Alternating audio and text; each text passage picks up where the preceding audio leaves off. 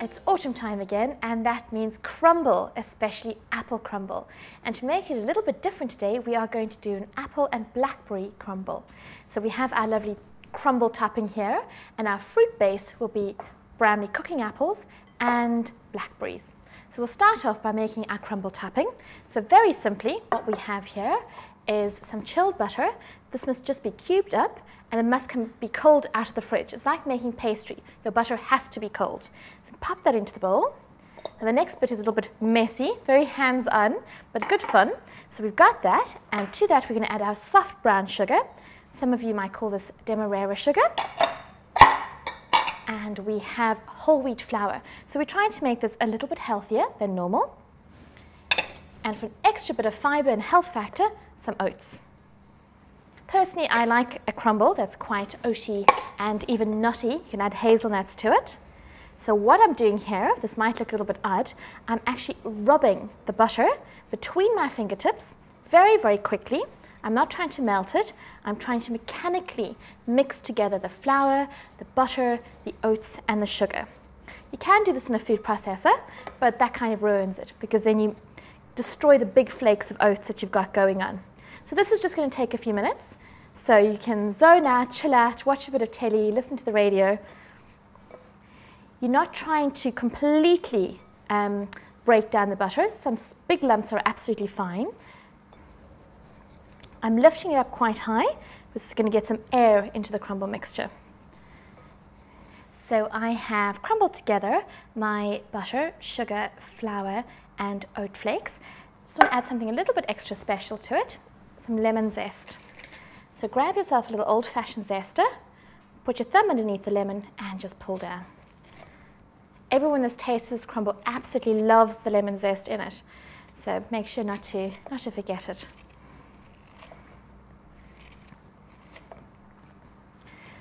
Even if you get half the lemon zest, that's fine. It's just for something a little extra. Okay, there we go. So that's crumble mixture done. So we'll set that aside for a minute, and we're going to move on to doing our apples.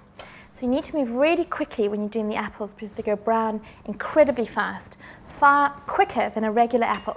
So we've got these lovely big brownie cooking apples, perfect for a crumble. Get yourself a bowl of water.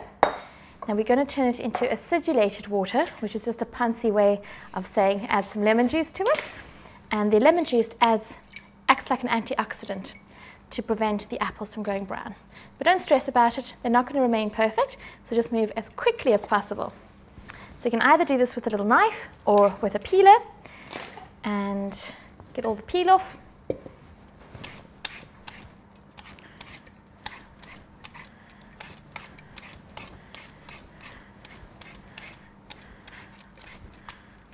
Doesn't have to be perfect, just move quickly, that's the main thing.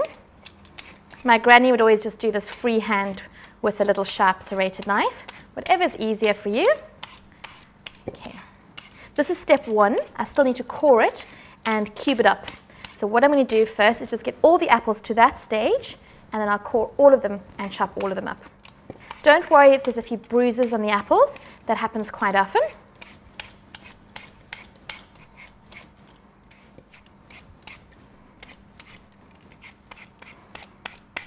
You can see that bruise over there? We'll cut it out in a minute. You won't even know it's there.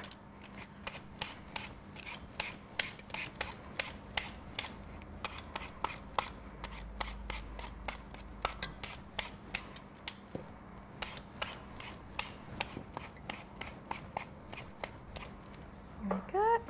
Last one.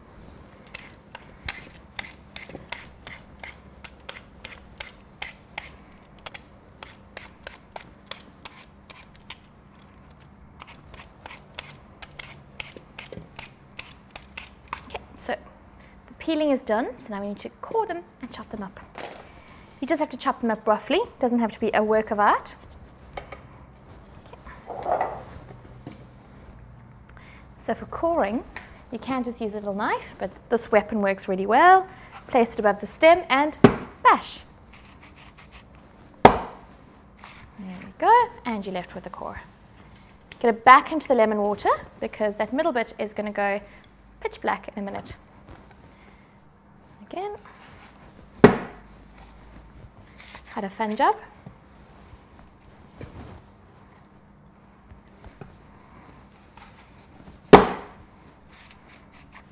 Work out all your frustrations on the apple rather than your husband. There you go. Okay, so now, as I said, we have to move pretty quickly. So get your baking dish in front of you, and we're going to chop up the apples and get them into the baking dish immediately. The other thing you need to have to hand are your blackberries. Now, I have a little tip for using berries in crumbles. I often use raspberries and blackberries, and they add a lovely natural sweetness to any sort of crumble so that you don't have to use sugar. And blackberries are, of course, in season, is freeze them first. So even if you pop them into the freezer for about 20 minutes, and what that will do is, as the crumble bakes, the berries will defrost, but they're still going to remain gorgeous and whole and firm by the end of it. So you're really going to get the contrast between the apple and the blackberry rather than just this mush in your crumble. So I'm going to use this as a baking dish. You'll probably need one a little bit bigger for the full recipe. I just like the look of this one. And I'm going to get a move on and chop these guys into little cubes. Now, another thing I don't do with my crumble, I don't pre-cook my apples because I like a little bit of texture. I don't want apple sauce at the bottom of my crumble. I want cubes of apple. So depending on the size of your apples, you might have to make a second little crumble. So have a few extra on hand. And I know what a lot of my students do, once I recommend it, is make individual little crumbles. So if you're making up the recipe, you might as well get yourself a couple of small little pie dishes or ramekins that will freeze, and have 3 or 4 little crumbles that you can pop into the freezer and have on a cold autumn night.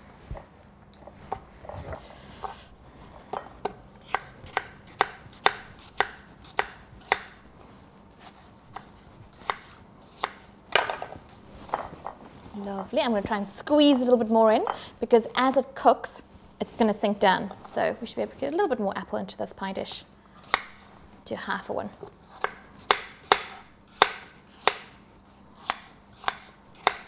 Okay. So give it a good shake and really squash them down. Okay. And now for a little bit of sugar. And as I was saying earlier on, some cinnamon. So we don't have to use as much sugar in our crumble. So we're going to try and make this as healthy as possible and let the natural fruit flavors really shine through. So this is just ordinary sugar, or we can use some honey. Just a tablespoon or 2. Try not to use more than 2 tablespoons. And one of my favorite spices, especially for autumn, some ground cinnamon. Can't have apple without a little bit of cinnamon. You can try things like nutmeg, if you'd like to, or some star anise even for some other fruit crumbles. There we go, so just a little sprinkling. And then our frozen blackberries. These are absolutely gorgeous. Nice big juicy ones. So you can go foraging for blackberries and they'll be much smaller than these lovely big cultivated ones. But it's a fun pastime. As long as you come back with enough to actually go into a crumble, you haven't eaten all of them at that point. So as you can see, I'm nestling the berries between the apple, trying to get in as many as I can, squash them down again. And now for our crumble mix, mustn't forget our crumble mix. But that's already looking fab, and you can get the smell of the fruit and the cinnamon already. So just to recap, this is our crumble with a bit of lemon zest into it. That's going to add something nice and special to our crumble mix. And the idea with a crumble topping is that you shouldn't be making it too thick. So rather make an extra little crumble if you have extra fruit and crumble topping, because it will go much crispier if you leave a thin layer, just enough to coat the actual fruit. And once it's in the oven, it's going to bubble up and get this lovely fruit puree and fruit syrup coming up the sides. And because of all the butter and sugar in the crumble topping, it's going to go gorgeous and caramelized for us. So there we go. I managed to squeeze most of it in there. So we're going to pop this into the oven for 20 minutes. And our apples still will be have quite a lot of texture, and our blackberries should be perfect. So we'll see you back in 20.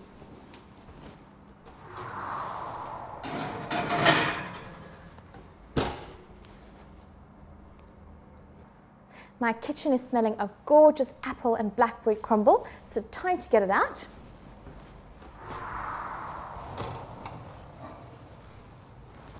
Gorgeous. You can smell the lemon zest in the crumble. So as you can see, the blackberries have remained quite whole, and the apple will still have a gorgeous texture to it. So the blackberries have just started oozing out all those lovely blackberry juices, turning the crumble slightly pink. Ooh, real comfort food this is. So you can serve it either with custard or cream. I've got a little jug of cream here. So there we go. Enjoy your autumnal apple and blackberry crumble.